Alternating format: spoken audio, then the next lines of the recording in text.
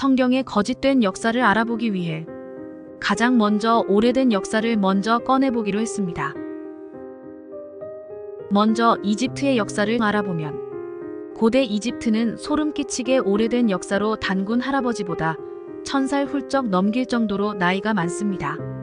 당시 이집트는 상 이집트와 하이집트 두 개의 나라로 나뉘어 대치를 하고 있었는데 사실 요즘의 국가 개념보다는 여러 도시가 뭉쳐 영향력을 행사했다고 보는 게 맞습니다. 이러한 혼란의 시기를 최초로 통합시킨 인물이 영화 스콜피온 킹의 마네스. 마네스는 뛰어난 언변과 무력으로 이집트를 하나로 만들 수 있었지만 파라오의 노화와 이집트의 가뭄으로 인해 결국 다시 한번 분열하게 됩니다. 이집트의 파라오는 왕이자 신과 같은 존재였기에 그 자리를 차지하기 위해 무려 400년간 끝없는 전쟁을 지속해옵니다.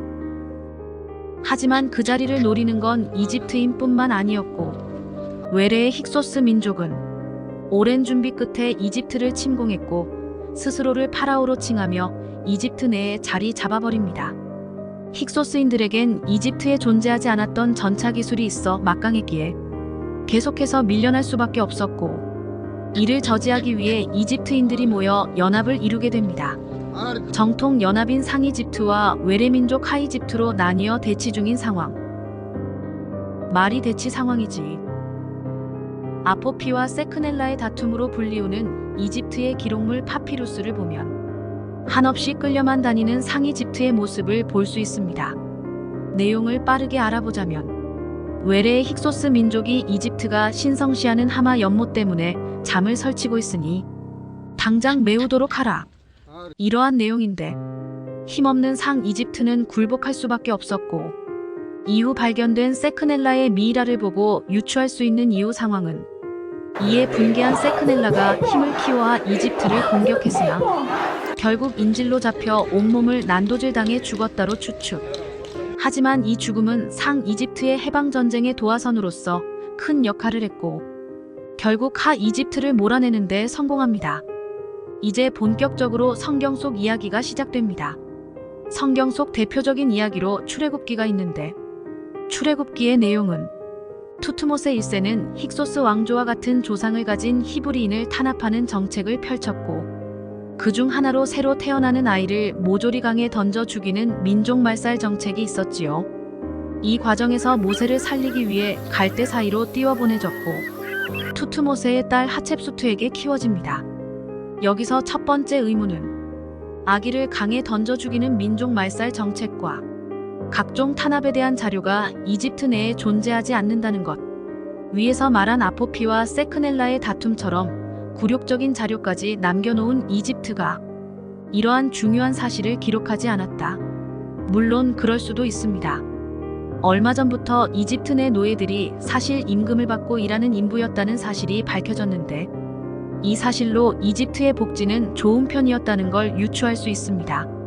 좀 더 깊게 알아보면 애굽의 노예로 잡힌 히브리인들을 위해 모세를 지도자로 세우시고 모세가 야훼의 뜻에 따라 바로왕 즉 람세스에게 히브리인들의 자유를 청원하지만 거절. 결국 10가지의 재앙을 겪고 나서야 풀어줍니다. 그 수는 무려 아이와 여성을 빼고 남성만 60만 명. 우리나라를 예로 들면 세종 때 한국가의 인구가 60만이었고 200년 후 인조 때가 고작 150만으로 기록됩니다. 현 학계에선 출애굽 당시 이집트 인구는 150만에서 200만으로 예측하고 있습니다. 그중 성인 남자만 60만, 여성과 아이들까지 포함시키면 한국가의 재앙으로 볼 수 있겠지요. 물론 학자의 주장은 다 다르고 많게는 300만에서 350만까지 있는 듯 하지만 그렇다 하더라도 100만이 넘는 인구가 빠진다는 건 엄청난 수치임이 분명합니다. 만에 하나 실제로 그 숫자가 빠져나갔다 하더라도 이 내용 또한 이집트 내 기록이 전혀 없음. 많게는 국가 인구의 절반이 넘게 적게는 30%가 빠져나간 와중에 말이지요. 한 가지 더. 성경 속 내용대로라면 람세스 또는 메르넵타 왕은 모세를 쫓다 홍해에서 사망했어야 정상. 하지만 둘 다 홍해가 아닌 육지에서 발견. 오히려 히브리인들을 탄압했던 파라오로 알려진 람세스는 현대에 들어 명군 중 명군으로 불리우고 있으나 성경 속에선 10가지 기적을 몸소 겪고도 병사들을 사지로 내몬 무정한 통치자로 나타남. 그렇다면 모세는 실존 인물일까? 1849년 모세의 출생과 상당히 유사한 점토판이 발견됐습니다. 기원전 2000여 년 아카드 왕조의 사르곤 1세의 출생에 대한 점토판인데, 자신들은 특별하다는 것을 주장하기 위해 아카드 왕조 신화를 각색 편집한 것으로 추정. 사르곤 1세의 출생기를 알아보자. 나는 아카드의 군주 강력한 사르곤이다. 내가 태어난 도시 강둑에 있다. 나의 어머니는 나를 잉태하여 남모르게 나를 낳았다.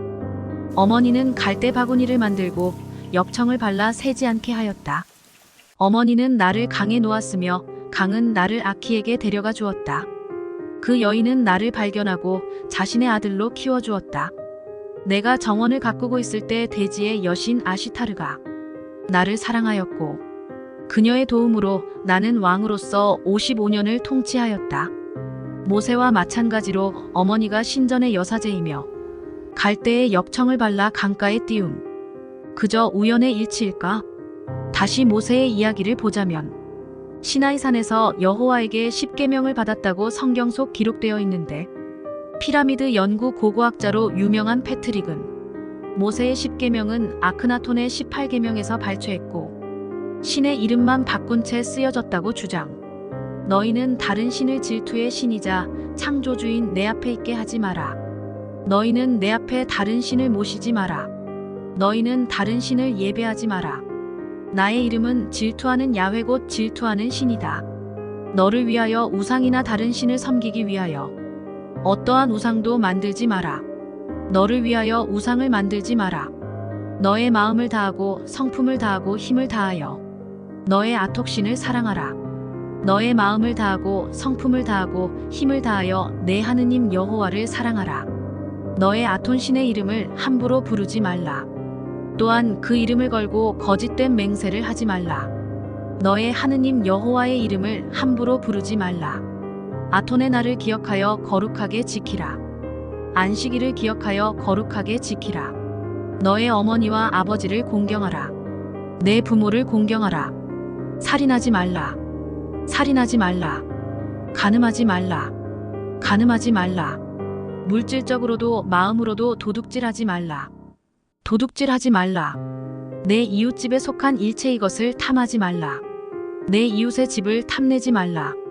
이상 모세의 10계명은 아크나톤의 18계명에서 끌어왔음을 알게 됐고, 또 한 가지로 이집트의 햇살의 신 아톤을 히브리어로 아돈이라고 표현하는데, 신의 이름을 함부로 부르지 말라 하여 아도나이 기독교의 아도나이가 나타남. 이 내용은 현재까지 전해지는 유대인들의 언어로 나의 주님이시여가 됐다고 전해집니다.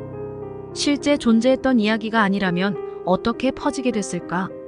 그 역사는 로마로부터 시작.